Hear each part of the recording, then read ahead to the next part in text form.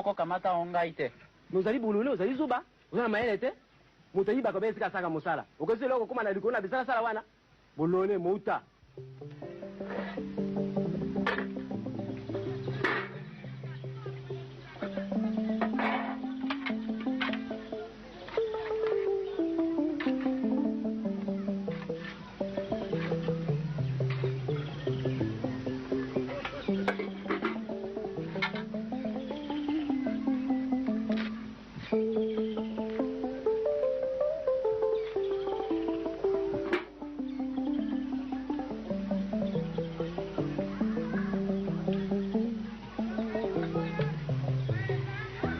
Noko. Oye? Na ye noko musala makasi. Biloko pia ngwa. Malam.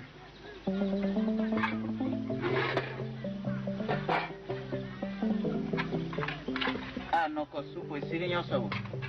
Kamata ta bongo.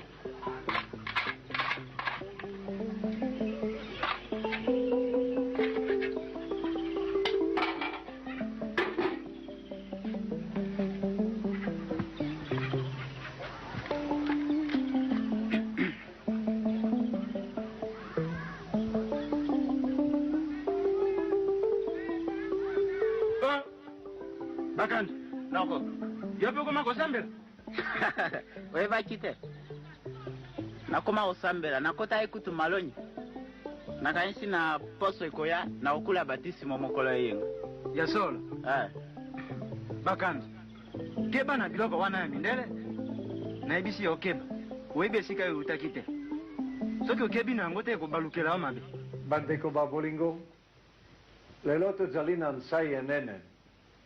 Pamba te, bandeko basusu babiso, babandiko ndima Yesu Kristo. Mpena batisimo bakokula lelo, bakobotama okati ya libota ya bisu eklesia. Bakanza Isidor, nakubatisa yo, onkombo ya tata, mpe ya mwana, mpe ya elimo santo. Amen.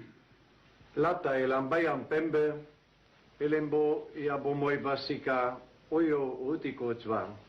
Lata elamba ya Maria, nantina te lokola ye apesindakisa, Wolanda Kristo kinoliva.